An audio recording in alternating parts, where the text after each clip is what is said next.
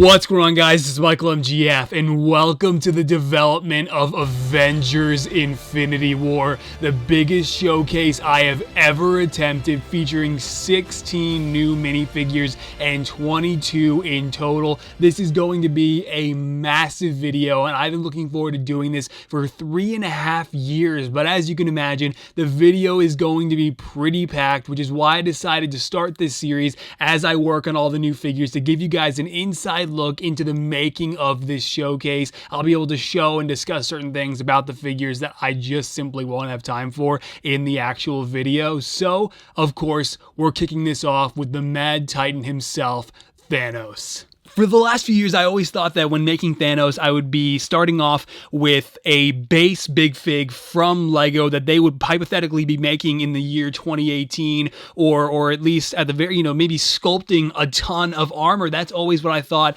Thanos was going to look like for me. And then came 2018, and sure enough, the Russo bros and Marvel stripped Thanos of all of his armor because apparently it's a spiritual journey or whatever. Lego's big fig of Thanos straight up sucks, and so I had to improvise, and I grabbed an Age of Ultron Hulk and got to work following some inspiration from Chris McLovin's Thanos, which was so freaking cool and has a light up Infinity Gauntlet. Definitely not something mine will have, so check that out. I'll drop a link below. But anyway, this was also the first time I got to use a Dremel tool. I've never had one. The entire time I've made Lego minifigures, my own custom minifigures, never had the luxury of using a Dremel tool, but I finally got one with a pretty snazzy attachment, and I got to work on this Age of Ultron Hulk big fig to use as a base, and I just destroyed this hairpiece. It was freaking gone after about 5 minutes. It was smoking. I had the speed on too high at first, and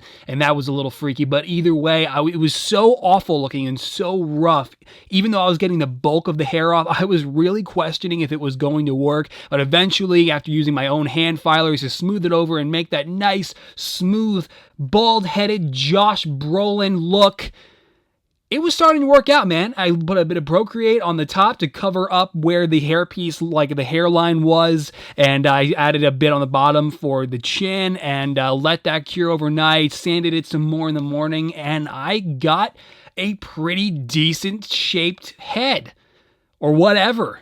The sculpting work was tedious, like really any sculpting is on Lego minifigures in general. Never an easy thing to do, but it was certainly more simplistic than that of Gladiator Hulk from Thor Ragnarok. That was 2 months of on and off work, whereas if I were to estimate, maybe it was about 2 weeks with Thanos for the entire big fig, and the sculpting work was done in I would say a couple days, and so it was definitely a lot more straightforward, and I knew that this was definitely going to amount to something really, really awesome, and I would absolutely consider Thanos to be my best big fig to date. But one of the things that I was really fearful about going into the making of this big fig was, of course, getting the face right, because the only other big fig faces I've painted were like The Thing and Doomsday. So this was definitely going to be pretty interesting, painting a mostly humanoid face for the very first time, and I was so satisfied when I finally got it right. It was really looking kind of like a Monsters Inc. character before I painted all the lines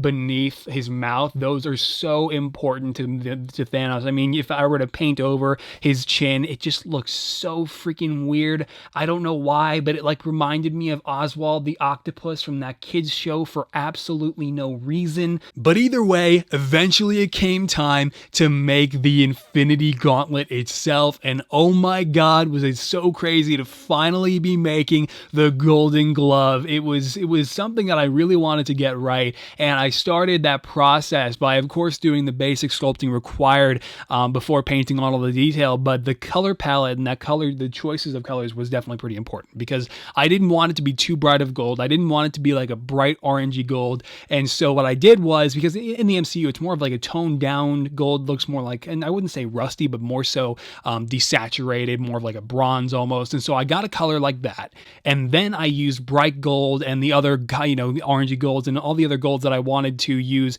but as a secondary color. So I made it look pretty damn close to the actual Infinity Gauntlet in the MCU, and I'm super, super happy with it. But the actual Infinity Stones were pretty challenging to do because what I wanted them, of course, like Chris, I couldn't make mine light up. I mean, that is a surgical operation that I simply am not willing to do. That is craziness, but so freaking awesome.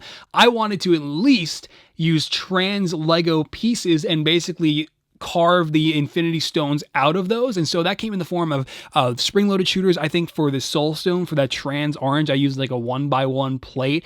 But the one that I had the most trouble with, and that's simply because I had a lack of trans yellow Lego pieces, was the Mind Stone. And the Mind Stone ended up actually being a piece from like a jewelry packet at Michael's. I mean, I went there, I grabbed a couple of these packets of these like little trans yellow stones, and I'm like, these are so perfect for the Infinity Gauntlet. This is the perfect size. It's gonna fit in so well. Drove home, opened them up, tried to glue it in place, and I was like, these are too big, when there was the smaller size right there that I told myself I probably wasn't going to need, and that these were the right size. I drove all the way back, returned this half-opened packet of little yellow transparent stones to this lady at Michael's, and I'm like pulling them out of the bag because they're dumping out everywhere. Returned those, exchanged one of the packets for the smaller size, and I got the absolute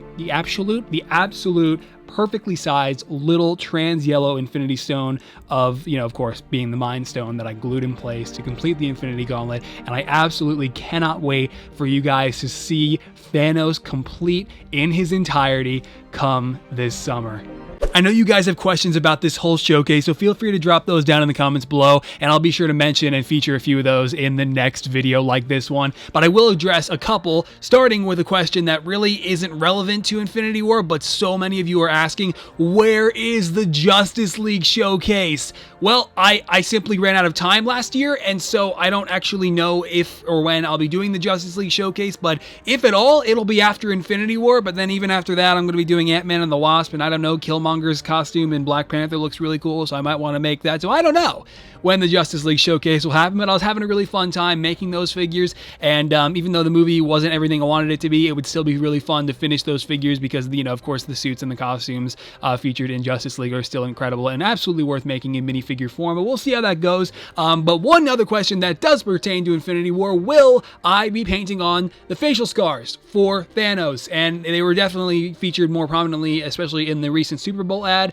And the answer is, I don't know. I haven't actually tried yet. I kind of like him the way he is right now, but I'm not totally unwilling to attempt to paint on those facial scars. As a matter of fact, I probably will, but as I kind of mentioned at the start of the video, 16 figures here. I'm working on 14 others, even though Captain America is like mostly finished.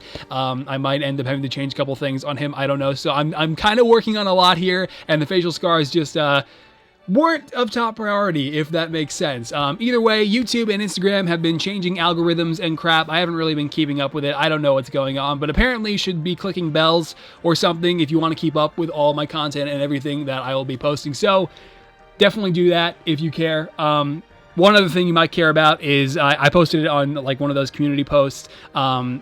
Definitely check out the social medias, Twitter, Bookface, Instagram, all that stuff, because I'll be posting all the preview photos for Avengers Infinity War, such as this one, which I've already shown a few times in this video. But if you want to be the first one to see my upcoming Black Panther and all that stuff and all of the other 14 minifigures that I have yet to reveal, they'll be there first. So totally up to you.